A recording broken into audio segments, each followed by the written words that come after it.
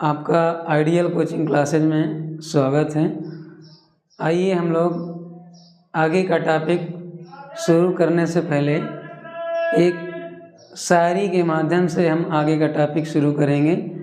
जैसा कि शायरी में है, आज रास्ता बना लिया है तो कल मंजिल भी मिल जाएगी। हौसलों और मेहनत की भारी कोशिश एक दिन ज़रूर रंग लाएगी। इसके बाद हम लोग आगे का टॉपिक शुरू करेंगे। कल हमने आपको बताया था प्रकाश का परावर्तन, वो आपका चैप्टर ओवर हो गया था। और आगे आज रहेगा आपका टॉपिक प्रकाश का अपवर्तन। प्रकाश का अपवर्तन, refraction of light. Refraction of light. इसमें देखो, हमने आपको कल तो लाइट बता दिया था, लाइट क्या होती है। इसके बाद हम लोग देखते हैं प्रकाश का अपवर्तन। तो प्रकाश का अपवर्तन क्या होता है? हम कहेंगे जब कोई प्रकाश की किरण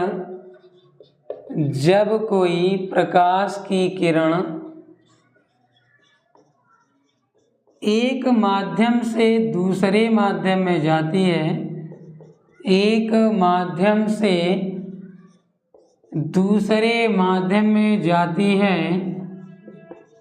दूसरे माध्यम में जाती है, तो वह अपने मार्ग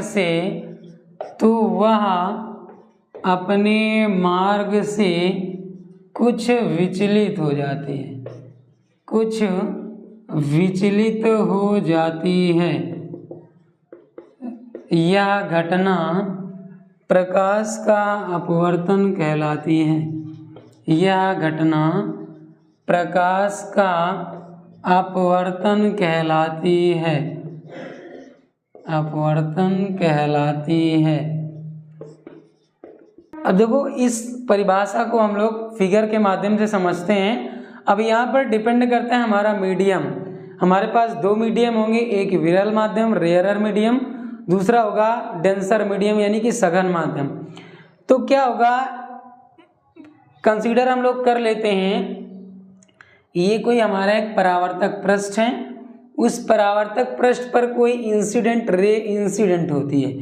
ये हमारी कोई एक इंसिडेंट रे है, और जब किसी पृष्ठ पर इंसिडेंट होती है तो वहाँ पर एक हम नॉर्मल ड्रॉ कर लेते हैं, अभिलंब ड्रॉ कर लेते हैं। तो ये क्या होगा, यदि हम इसको विरल माध्यम मानेंगे, विरल माध्यम यानी कि रेयरर मीडियम, और इसको यदि मानेंगे हम लोग सघन माध्यम, तो ये हमारा हो जाएगा डेंसर मीडियम। अब लाइट रे जो हमारी रेयरर टू डेंसर आएगी, वो रेयरर में क्या होगा, जो लाइट रे होगी और डेंसर में आएगी तो नॉर्मल की ओर झुक जाएगी, इस टाइप से कुछ। यानी कि ये जो हमारी इंसिडेंट रे होगी, इंसिडेंट रे, और ये हमारी हो जाएगी रेफ्रैक्टेड रे यानी कि अपवर्तित किरण, रेफ्रैक्टेड रे। ये हमारा एंगल आई हो जाएगा, ये हमारा एंगल आर हो जाएगा। ये आपतन कोण, ये अपवर्तन कोण। तो जब light ray rarer to denser आती है तो वो इंसिडेंट रे, रेफ्रैक्टेड रे, वो अभिलंब की ओर झुक जाएगी। तो ये तो पहली कंडीशन हो गई। अब दूसरी कंडीशन पे क्या होगा, हम कंसीडर कर लेते हैं कि ये हमारा सघन माध्यम है और ये हमारा यानी कि डेंसर मीडियम, और नीचे वाला हमारा विरल माध्यम है यानी कि रेयरर मीडियम। विरल माध्यम यानी कि रेयरर मीडियम। तो अब क्या होगा, जब लाइट रे हमारी डेंसर टू रेयरर आएगी, ये मान लेते हैं कोई इंसिडेंट रे है और यहाँ से हमने एक अभिलंब ड्रॉ कर दिया। तो अब क्या होगा, जब लाइट रे डेंसर टू रेयरर आ रही है तो वो अभिलंब से दूर हट जाएगी, इस टाइप से कुछ। ये हमारा आपतन कोण हो जाएगा एंगल आई, ये हमारा अपवर्तन कोण एंगल आर हो जाएगा। तो क्या हुआ, ये हमारी इंसिडेंट रे है, इंसिडेंट रे, और ये हमारी है रेफ्रैक्टेड रे, रेफ्रैक्टेड रे यानी कि अपवर्तित किरण। तो क्या होगा, जब कोई प्रकाश की किरण सघन माध्यम से विरल माध्यम में जाती है तो वह अभिलंब से दूर हट जाती है, और जब कोई प्रकाश की किरण विरल माध्यम से सघन माध्यम में जाती है तो वह अभिलंब की ओर झुक जाती है। ये दोनों कंडीशंस, इन दोनों कंडीशंस पर हमारे कुछ पॉइंट्स बनते हैं, वो आपको पॉइंट बहुत ध्यान से देखने हैं। पहला पॉइंट आपका है कि जब कोई प्रकाश की किरण विरल माध्यम से सघन माध्यम में जाती है तो अभिलंब से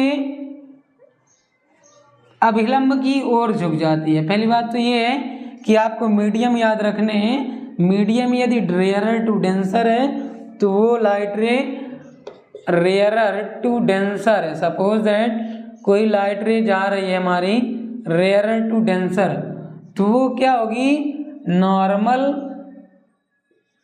की ओर झुक जाएगी, और झुक जाएगी। अब यही कंडीशन अपोजिट, यदि कोई लाइट रे डेंसर टू रेयरर जा रही है, डेंसर टू रेयरर जा रही है तो नॉर्मल से दूर हट जाएगी, दूर हट जाएगी। अब ये कंडीशंस क्यों होती हैं, अब इसमें कुछ पॉइंट होते हैं जो हमारा इनका दूर हटना, रेज का दूर हटना और पास जाना, ये डिपेंड करता है हमारे प्रकाशीय घनत्व पर। तो यानी कि हम कहेंगे यदि कोई प्रकाश की किरण, यदि कोई प्रकाश की किरण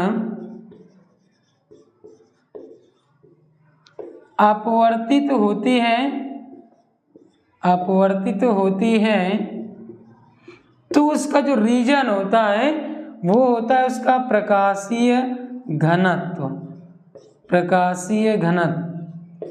कोई भी लाइट रे यदि अभिलंब से दूर जा रही है या अभिलंब की ओर झुक रही है तो उसका मेन रीजन होता है उसका प्रकाशीय घनत्व। अगला पॉइंट, जब कोई प्रकाश किरण, जब कोई प्रकाश किरण विरल माध्यम से सघन माध्यम में जाती है, सघन माध्यम में जाती है,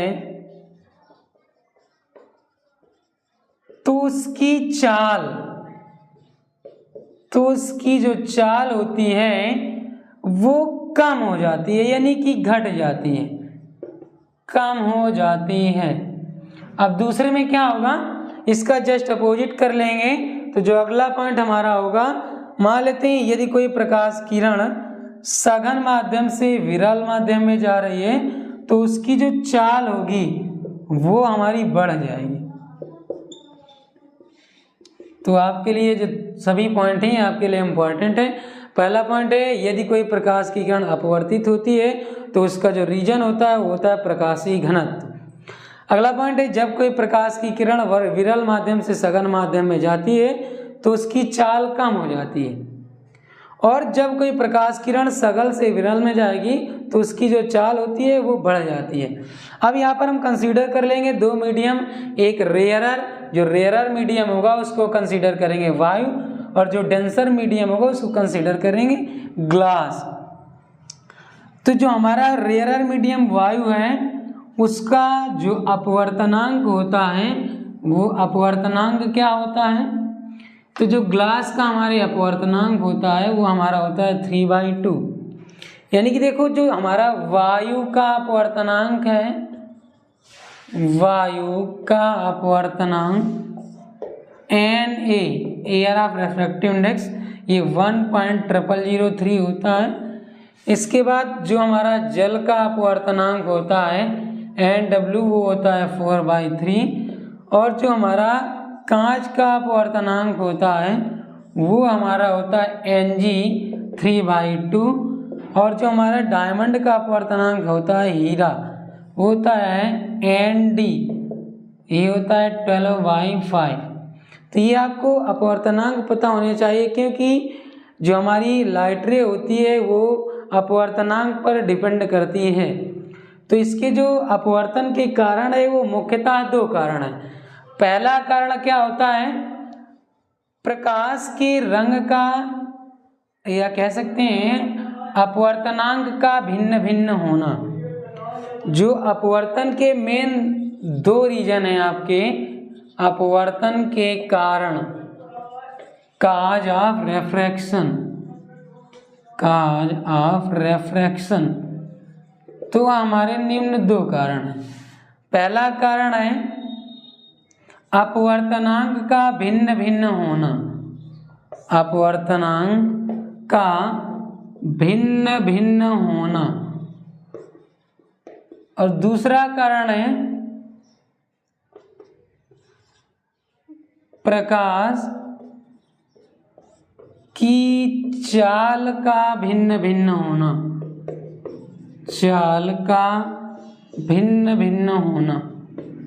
ये मुख्यतः दो कारण डिपेंड करते हैं हमारे, जो हमारे अपवर्तन के कारण को दर्शाते हैं। पहला आपका कारण है अपवर्तनांक का भिन्न भिन्न होना, यानी कि अलग अलग रेफ्रैक्टिव इंडेक्स भी होते हैं और उनकी प्रकाश की चाल भी भिन्न भिन्न होती है। जैसा कि जो हमारा अपवर्तनांक होता है रेफ्रैक्टिव इंडेक्स, अपवर्तनांक जो हमारा होता है वो हमारा n बराबर C/v, इसके अकॉर्डिंग C हमारी होती है प्रकाश की चाल, C होती है प्रकाश की चाल और V होती है माध्यम की चाल, यानी कि स्पीड ऑफ मीडियम, माध्यम की चाल।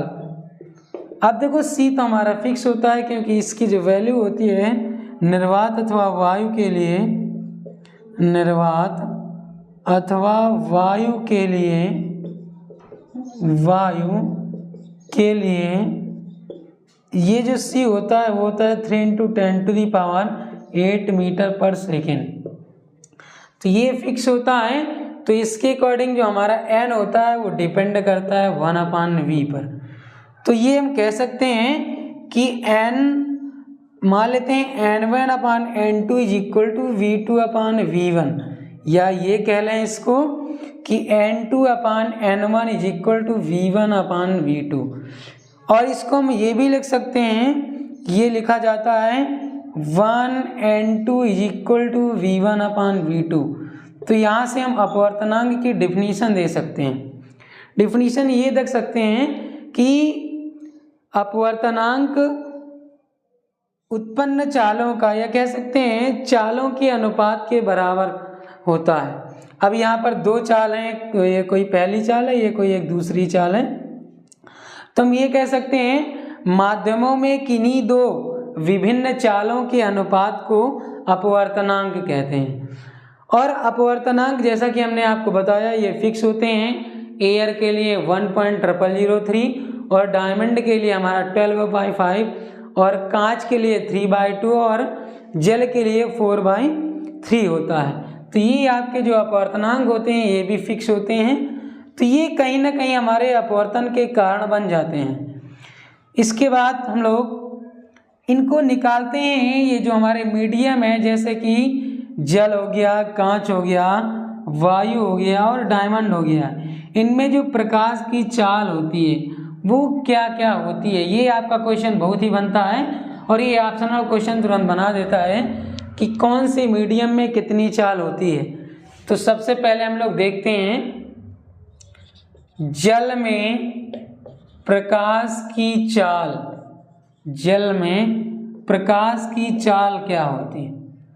तो क्या होगा, सबसे पहले आपको पता होना चाहिए जो जल होता है उसका अपवर्तनांक क्या होता है, यानी कि जल का अपवर्तनांक NW ये हमारा होता है 4/3। और आपको पता है जो निर्वात में प्रकाश की चाल है वो C = 3 × 10⁸ मीटर पर सेकेंड है।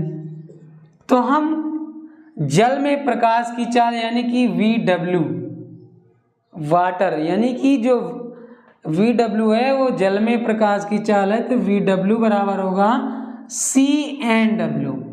NW का मतलब है यहाँ पर वाटर का रेफ्रेक्टिव इंडेक्स। अब यहाँ पर C की वैल्यू पुटअप करेंगे 3 × 10⁸ और NW की वैल्यू पुटअप करेंगे 4/3। तो ये 3 ऊपर चला जाएगा, तो ये VW बराबर हो जाएगा 9/4 × 10⁸। तो VW आ जाएगा हमारे, इसको कट करेंगे तो ये हमारा आ जाएगा 2.25 × 10⁸ मीटर/सेकेंड। ये आपका क्वेश्चन बनता है, आपसे बोला जाएगा कि जल में प्रकाश की चाल क्या होगी, तो आपको सीधा सा याद रखना है कि जो जल में प्रकाश की चाल होती है वो होती है 2.25 × 10⁸ मीटर/सेकेंड। अब इसके बाद हम लोग देखते हैं कांच में प्रकाश की चाल। कांच में प्रकाश की चाल क्या होगी, तो जैसा हमने जल में प्रकाश की चाल को ज्ञात किया वैसे ही हम लोग कांच में प्रकाश की चाल को ज्ञात कर लेंगे। तो आइए देखते हैं कांच में प्रकाश की चाल। कांच में प्रकाश की चाल, ये आपके लिए क्वेश्चन इंपॉर्टेंट है। सभी जितने भी क्वेश्चन बताए जा रहे हैं ये सभी क्वेश्चन आपके लिए बहुत ही इंपॉर्टेंट हैं। तो आपको पता होना चाहिए कि कांच में प्रकाश की चाल ज्ञात करने के लिए सबसे पहले आपको पता होना चाहिए जो कांच का अपवर्तनांक होता है, जो रेफ्रेक्टिव इंडेक्स ग्लास का होता है Ng, वो होता है 3/2। तो आपको जब पता होगा 3/2 होता है तो फिर हम लोग यही लगा देंगे Vg बराबर C/Ng। तो C का वैल्यू है 3 × 10⁸ और Ng का वैल्यू 3/2। ये 2 ऊपर चलाएगा और 3 से 3 कैंसिल हो जाएगा, तो Vg बराबर बचेगा 2 × 10⁸ मीटर/सेकेंड। यानी कि जो कांच में प्रकाश की चाल होती है वो हमारी होती है 2 × 10⁸ मीटर/सेकेंड। इसी प्रकार हम लोग ज्ञात कर लेंगे डायमंड में प्रकाश की चाल, यानी कि हीरे में प्रकाश की चाल क्या होती है। तो जो हीरा होता है उसका हीरे का अपवर्तनांक सबसे पहले पता होना चाहिए।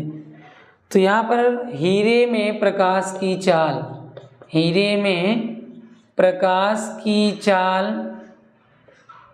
हीरे में प्रकाश की चाल जब ज्ञात करना है तो आपको हीरे का अपवर्तनांक पता होना चाहिए, यानी कि हीरे का जो अपवर्तनांक होता है वो हमारा होता है Nd, डायमंड 12/5।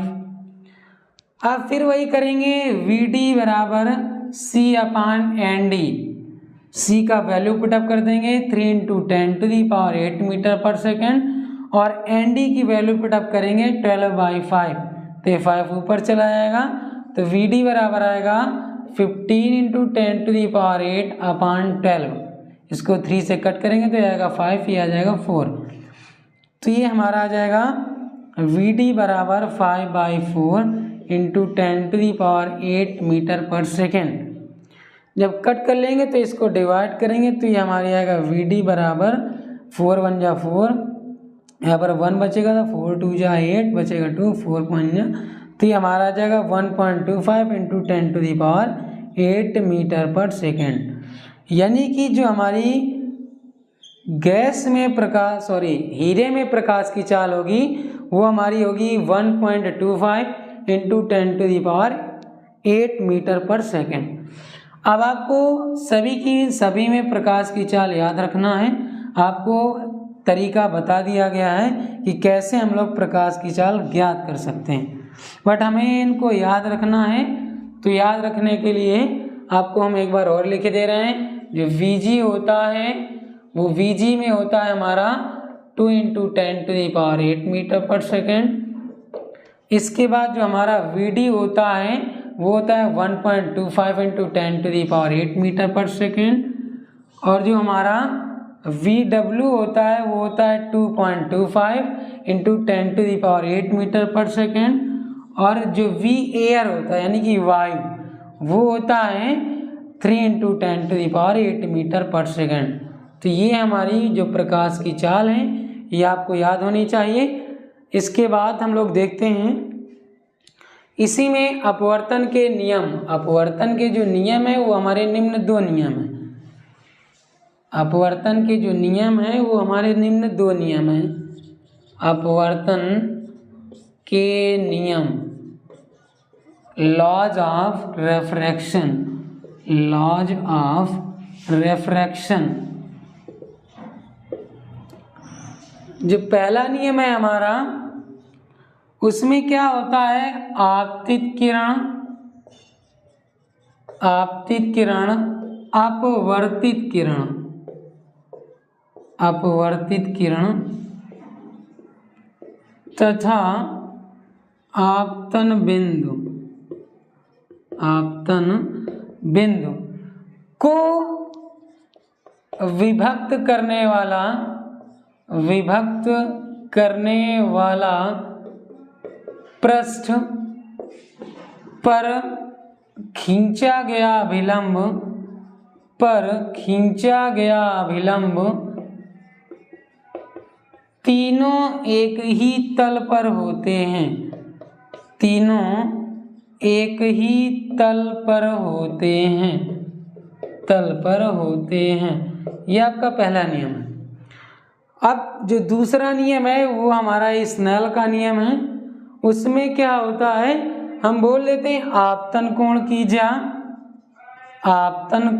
ज्या तथा अपवर्तन कोण की ज्या का अनुपात तथा अपवर्तन कोण की ज्या का अनुपात एक नियतांक होता है।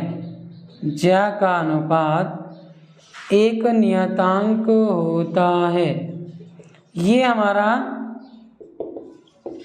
नियतांक होता है। ये हमारा स्नेल का नियम है। n बराबर sin I/sin r। इसे ही कहते हैं स्नेल का नियम, that is called Snell's law, that is called Snell's law.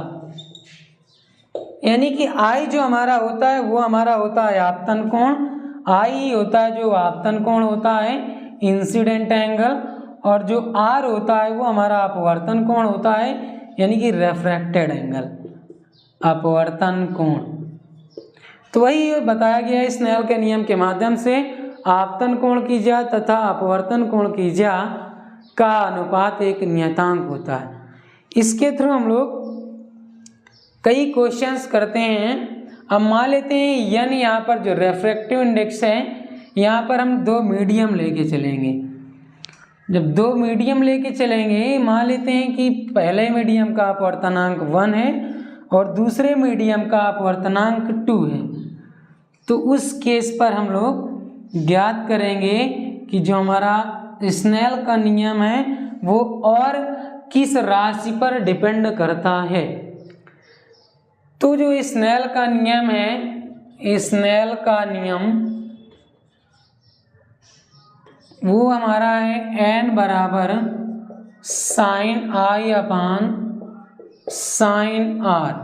अब यहाँ पर हम 2 मीडियम लेके चलें तो यहाँ पर लिख रहे हैं 1 and 2 बराबर sin I/sin r।